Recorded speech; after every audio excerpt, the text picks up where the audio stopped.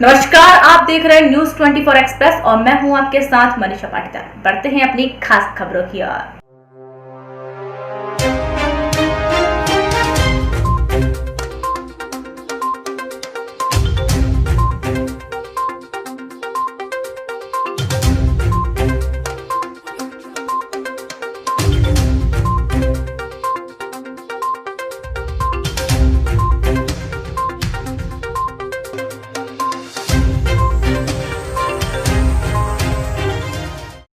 उज्जैन सोयत मार्ग पर दुर्घटनाओं का दौर फिर से प्रारंभ हो गया है, क्योंकि बिल्कुल खराब हो चुकी है सड़क और बड़े बड़े गड्ढे गहरे होते जा रहे हैं। वही दुर्घटनाओं को बुलावा दे रहे हैं। शुक्रवार शाम को सुसनेर रोड के पास आमला चौराहे के पास एक पिकअप का अचानक टायर फटने से दो पलटी खाई गई, जिसके कारण राजू मेघवाल 20 वर्ष, विष्णु मेघवाल 25 वर्ष निवासी बड़िया की मौके पर ही मौत हो गई। वहीं रमेश और कल्याण निवासी खेराना गंभीर रूप से घायल हो गए, जिनका आगर अस्पताल में इलाज जारी है।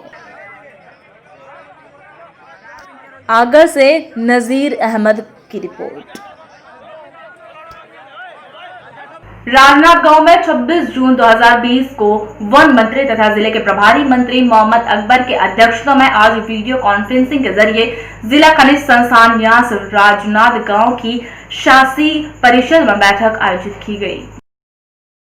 बैठक में जिले के प्रत्यक्ष एवं अप्रत्यक्ष खनन प्रभावित क्षेत्रों के लिए लगभग 22.5 करोड़ रुपए के विभिन्न कार्यों का अनुमोदन किया गया। ये कार्य वित्तीय वर्ष 2020-2021 के लिए है। कलेक्टर टोपेश्वर वर्मा ने जिला खनिज संस्थान न्यास के अंतर्गत वर्ष 2020-2021 के लिए प्रस्तावित कार्य योजना में सम्मिलित कार्यों के संबंध में बारी बारी जानकारी देने को कहा है। प्रभारी मंत्री अकबर ने अनुमोदित कार्यों के अलावा प्रस्ताव में शामिल अन्य कार्यों का परीक्षण कर न्यास की गाइडलाइन के आधार पर आगामी बैठक में रखने के निर्देश दिए हैं।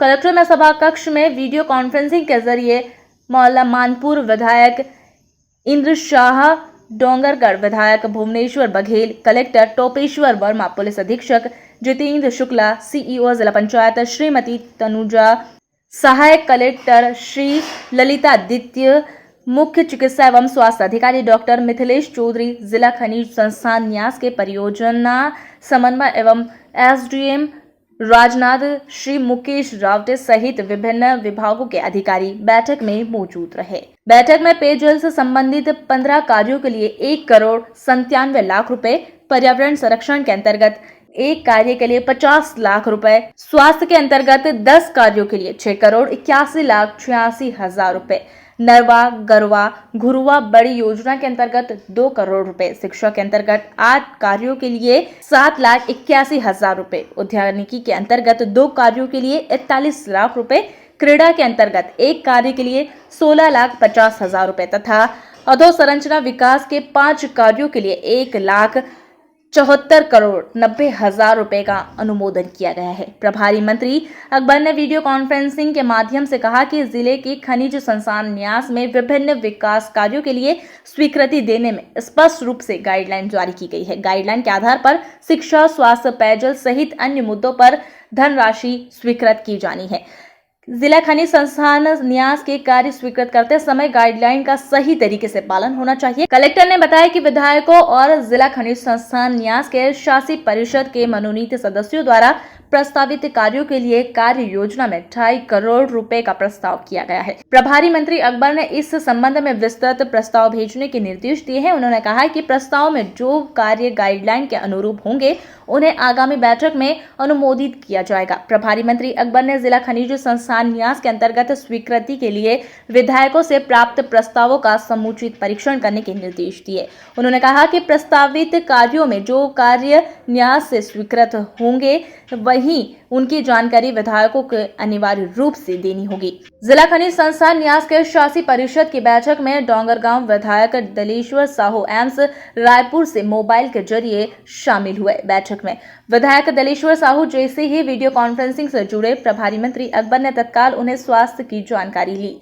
विधायक साहू ने प्रभारी मंत्री अकबर से पूछने पर इलाज और स्वास्थ्य के बारे में बताया। विधायक साहू ने जिला खनिज संस्थान न्यास के कार्य स्वीकृति करने के संबंध में जरूरी सुझाव दिए। खेरागढ़ विधायक देवव्रत सिंह छुई खदान के जनपद पंचायत कार्यालय के स्वान वीडियो कॉन्फ्रेंसिंग रूम तथा खुज्जी विधायक श्रीमती छन्नी साहू चूरिया जनपद पंचायत कार्यालय के स्वान वीडियो कॉन्फ्रेंसिंग के बैठक में जुड़े रहे। इन्होंने विधायकों ने अनेक सुझाव दिए हैं। प्रभारी मंत्री मोहम्मद अकबर के जर्जर स्कूल भवन की जगह नए स्कूल भवन बनवाने की खुज्जी विधायक श्रीमती छन्नी साहू के प्रस्ताव को वर्ष 2020-2021 के कार्य योजना में शामिल करने के निर्देश दिए हैं। वहीं मानपुर विधायक इंद्र शाह ने भी जिला खनिज संस्थान न्यास से अपने क्षेत्र में कार्य स्वीकृत करने के सुझाव दिए। प्रभारी मंत्री अकबर ने सभी विधायकों को सुझावों का परीक्षण कर गाइडलाइन के आधार पर वर्ष 2020-2021 के कार्य योजना में शामिल करने के लिए निर्देशित किया है। बैठक में शामिल अन्य जनप्रतिनिधियों ने भी सुझाव दिए। रायपुर छत्तीसगढ़ से हितेश मानिकपुरी की रिपोर्ट। पुलिस की कार्य प्रणाली पर हमेशा सवाल खड़े होते हैं। रसूखदार और राजनीतिक दलों के दबाव में आकर कार्यवाही न करने पर आरोप लगते हैं। वहीं पुलिस पर कई आरोप लगते रहते हैं, लेकिन यह सरकारी शिक्षक और उनके परिवार पर हर्ष फायर करके आरोपी FIR होने के बाद भी 6 महीने तक बाहर घूम रहा है, जिस पर कोई कार्यवाही नहीं की गई है। दरअसल ग्वालियर के सिटी सेंटर में स्थित एक कमर्शियल कॉम्प्लेक्स में 6 महीने पहले शासकीय शिक्षक प्रशांत और उनके बेटे और बेटी ने फायरिंग की थी, जिसकी FIR दीपक सिंह चौहान ने की थी। पुलिस अधीक्षक से संज्ञान में मामले होने के बाद भी आरोपी पर कोई भी कार्यवाही नहीं की गई है। आपको बता दें, आरोपी प्रशांत परमार क्षत्रिय महासभा का पदाधिकारी है और क्षेत्र में काफी रसूख रखता है। इस संबंध में जब थाना प्रभारी से बातचीत की तो उन्होंने साफ मना कर दिया कैमरे के सामने आने से, जिससे साफ होता है कि पुलिस केवल आम जनता और असहाय पर ही अपना डंडा चला सकती है। क्या ये पुलिस सही कर रही है? 8/12/2019 को FIR हुई थी। उसमें मेरे बयान हो गए हैं, गवाहों के भी बयान हुए हैं। उसमें कथन होने के बाद में अभी तक पुलिस ने उस पर कोई कार्रवाई नहीं की। मेरे द्वारा थाना प्रभारी श्री रामनिलेश यादव जी के थाने में उपस्थित होकर एक आवेदन दिया है कि इस पर कार्रवाई की जाए। एक श्रीमान पुलिस अधीक्षक महोदय नवनीत भसीन साहब को भी आवेदन दिया। वीडियो उपलब्ध कराएं? जी हाँ, वीडियो उपलब्ध कराएं। उसमें कोई कार्रवाई नहीं हुई। कितना समय हो चुका है? अब आप तो ये मान लीजिए 6 महीने तो हो ही गए हैं। Report news 24 express. महिलाओं को कमजोर समझने वाले लोगों के लिए एक उदाहरण गोंडा की महिलाओं ने दिया है। गोंडा की महिलाओं ने आज देश के प्रधानमंत्री नरेंद्र मोदी के वीडियो कॉन्फ्रेंसिंग के जरिए बात की है और उनके कार्यों को सम्मान देते हुए हौसला बुलंद किया है और उनको धन्यवाद ज्ञापित किया है। वहीं महिलाओं ने प्रधानमंत्री नरेंद्र मोदी जी को फूल भेंट करने की भी इच्छा जाहिर की है। जी हाँ, गोंडा के हल्दरमऊ ब्लॉक के कमालपुर गाँव में धरनगर स्वयं सहायता समूह में काम कर रही मात्र 10 महिलाओं ने कोरोना काल के अवसर पर रूप में पौधों को नर्सरी की शुरुआत की है। इस पौधों की नर्सरी से आगे बढ़कर उन्होंने कमालपुर गांव को फूलों और सब्जियों से खेती करना चालू कर दिया है। छोटी सी इस पहल से 10 महिलाओं की इस समूह ने पूरे कोरोना काल में 1,40,000 से ज्यादा पौधों की नर्सरी को बनाकर खड़ा कर दिया है। अब इन पौधों की कीमत बाजार में 40 लाख रुपए से ज्यादा बताई जा रही है। नर्सरी की इन फूलों की खुशबू जब गांव के पगडंडियों से होकर प्रदेश के साथ साथ पूरे देश में फैली तो इन महिलाओं से बात करने के लिए सूबे के प्रधानमंत्री योगी आदित्यनाथ क्या खुद प्रधानमंत्री नरेंद्र मोदी भी विवश होना पड़ा है।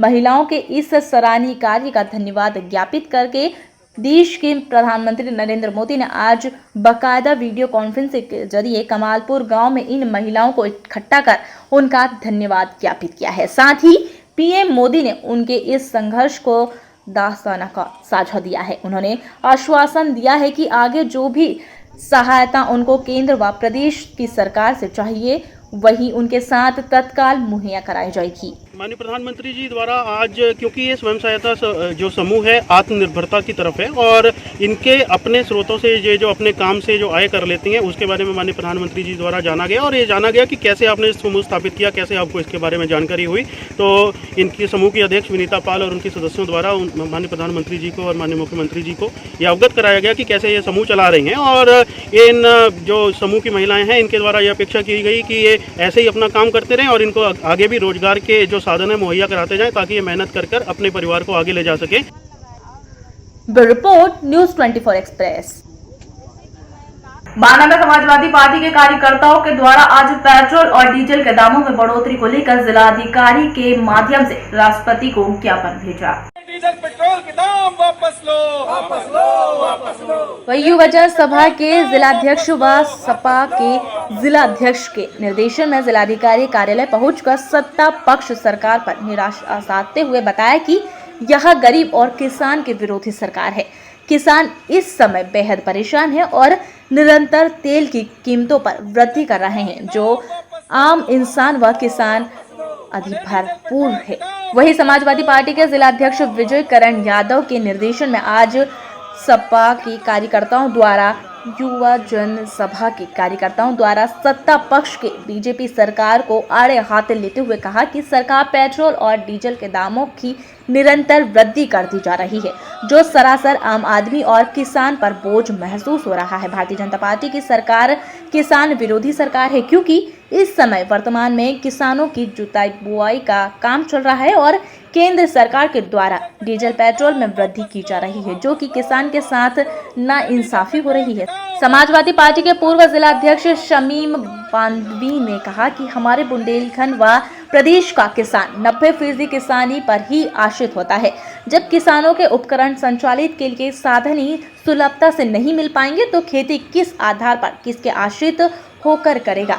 सरकार बनने से पूर्व बीजेपी के किसान हितैषी घोषणा के आग में अपाला थे। वहीं वर्तमान परिदृश्य पर कारगुजारी कुछ और साबित हो रही है। वहीं राष्ट्रपति से हमारी मांग है कि जब अंतर्राष्ट्रीय मार्केट के कच्चे तेल की कीमत इस समय बेहद कम है, तो आम जनमानस को प्रभावित करने के लिए डीजल व पेट्रोल के दामों की क्यों बढ़ोतरी की जा रही है। डीजल और पेट्रोल और गैस के दाम रोज पे रोज बढ़ रहे हैं और महंगाई चरम सीमा पर है। किसान मरने खुदकशी कर रहा है। आखिर ये जो भारतीय जनता पार्टी की भ्रष्ट निकम्मी सरकार, जो किसान विरोधी सरकार है, इसको किसी भी तरीके से किसानों से कोई प्यार नहीं है, जनता से कोई लगाव नहीं है, केवल झूठे जुमले बाजी के अलावा इनके पास कोई काम नहीं है। तो ये सारी चीजें जो समस्याएं, ये सारी समस्याओं को लेकर के आज हम यहाँ पर महामहिम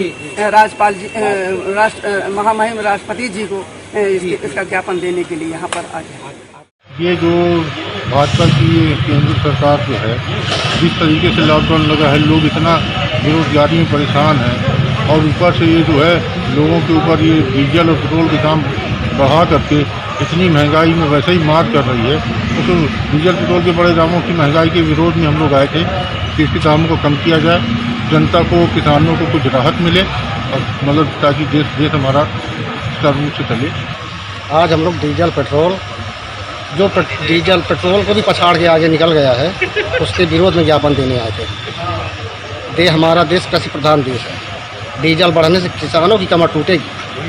पेट्रोल बढ़ने से चलिए बड़े लोग थोड़ा कर लेंगे, लेकिन किसान न सह पाएगा। इस समय बुआई का, पलेवा का, हर चीज़ का समय चल रहा है, उसको लेकर आए हैं। दूसरी बात, भावरपुर बिलहरका ग्राम पंचायत में एक मजरा पड़ता है भावरपुर, हम लोग वहाँ मौके से भी गए थे। वहाँ 2 किलोमीटर तक घरार नदी से नाले को गांव तक श्रमदानी लाए, श्रमदान करके, लेकिन जिला प्रशासन, CDO, खंड विकास अधिकारी नारायणी मिल के उसको मनरेगा में उस काम को दिखाना चाह रहे हैं, जिससे कि उस मनरेगा के तहत जो आवंटित धनराशि है उसको हड़पी जा सके। तो हम से राष्ट्रपति महोदय से इसके लिए भी पुरजोर मांग करते हैं कि भावरपुर में जो श्रमदानी है उनको उनका हक दिलाया जाए और उस कार्य को, अगर श्रमदान है तो श्रमदान किया जाए।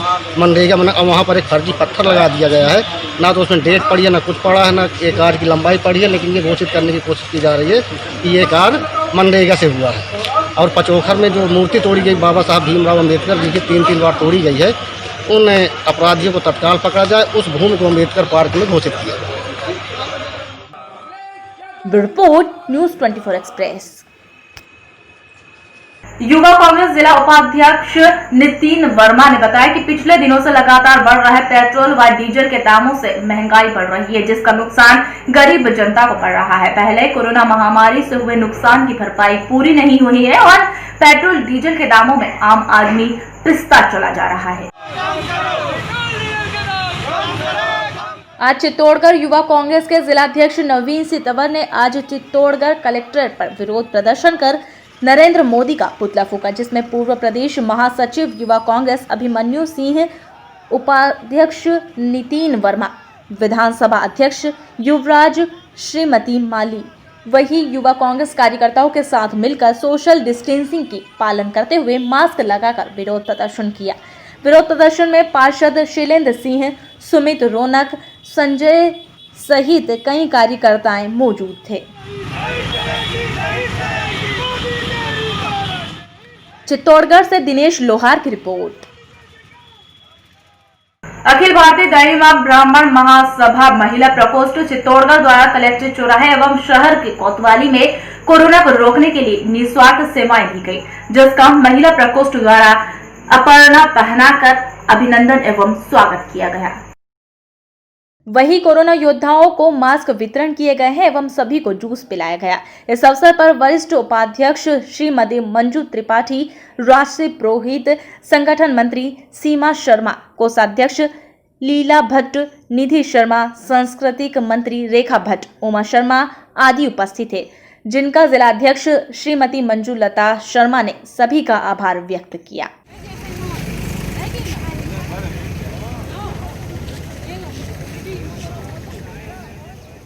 चित्तौड़गढ़ से दिनेश लोहार की रिपोर्ट। अखिल भारतीय कांग्रेस कमेटी द्वारा शहीदों के सम्मान में देश भर में मनाया जा रहा है सलाम दिवस के अनुरूप आज ब्लॉक कांग्रेस कमेटी सराड़ा द्वारा ब्लॉक कार्यालय पर पूर्व सलूमर विधायक बसंती देवी मीणा के नेतृत्व में भारत चीन सीमा पर गलवान घाटी में देश की सीमाओं की रक्षा करते हुए शहीद हुए वीर सैनिकों की शहादत के प्रति सम्मान करते हुए उनकी तस्वीर पर पुष्प अर्पित कर मोमबत्ती जलाकर उनको श्रद्धांजलि अर्पित की। इस अवसर पर ब्लॉक कांग्रेस कमेटी के अध्यक्ष गणेश चौधरी, अध्यक्ष नावेद मिर्जा, शिक्षक प्रकोष्ठ अध्यक्ष श्यामलाल मीणा, यूथ कांग्रेस अध्यक्ष हरीश सोनी, ब्लॉक सचिव नाथूलाल पटेल, शिवराम मेघवाल, सोहनलाल टेलर, तुलसीराम सेवक, जमनालाल, सुनील जैन सहित कई कार्यकर्ताएं मौजूद थे। सराड़ा से ललित दीपक पटेल की रिपोर्ट। आज मधेपुरा भूपेश चौक गोलंबर पर ऑल इंडिया स्टूडेंट यूनियन के विश्वविद्यालय अध्यक्ष सौरभ कुमार व जिला अध्यक्ष राहुल कुमार के नेतृत्व में देश में बड़े पेट्रोल डीजल के मूल्य में बेतहा वृद्धि हो रही है, जिसके खिलाफ देश के प्रधानमंत्री नरेंद्र मोदी का पुतला दहन किया गया और जमकर नारेबाजी भी की गई।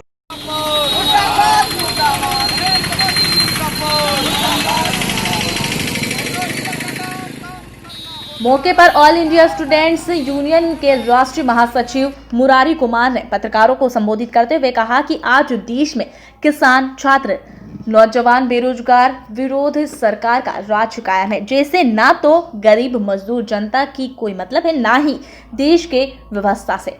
आज लगातार 20वें दिन पेट्रोल और डीजल के मूल्य बढ़ते हैं, जिससे देश में अजीबोगरीब स्थिति पैदा हो रही है। इतिहास में पहली बार अपने देश में पेट्रोल से ज्यादा डीजल का मूल्य है और डीजल से आजकल किसान सबसे ज्यादा उपयोग में लाते हैं।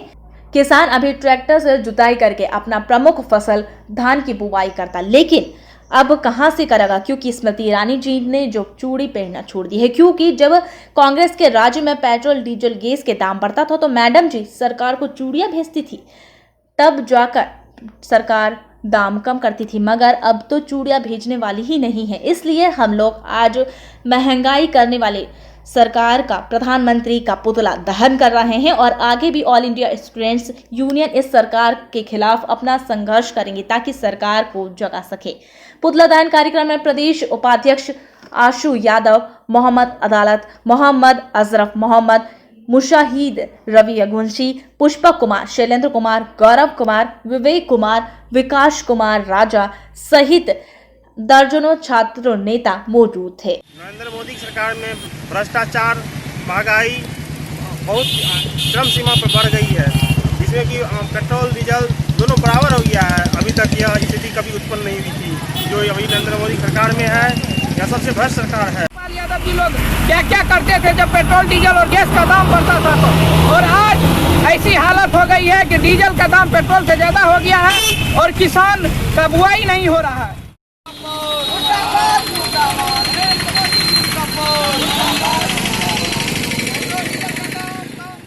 Bureau report news 24 express. Ajmer से छत्तीसगढ़ के लिए भेजी गई श्रमिक स्पेशल ट्रेन कोरोना महामारी के चलते अजमेर में जो मजदूर बसे हुए थे, जिन्हें आज घर भेज दिया गया।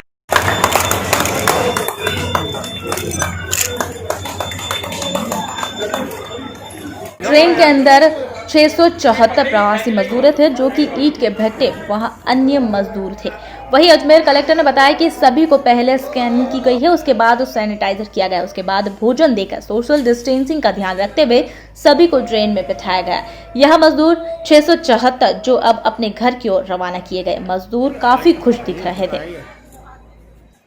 आज अजमेर से छत्तीसगढ़ के लिए एक स्पेशल ट्रेन रवाना की है, श्रमिक ट्रेन, जिसमें करीब 674 मजदूर हैं, जिसमें मुख्यतः ईंट भट्टे में जो कार्य कर रहे थे उन परिवार के और मजदूर हैं जो उनको आज यहाँ से अजमेर से छत्तीसगढ़ के लिए रवाना किया गया।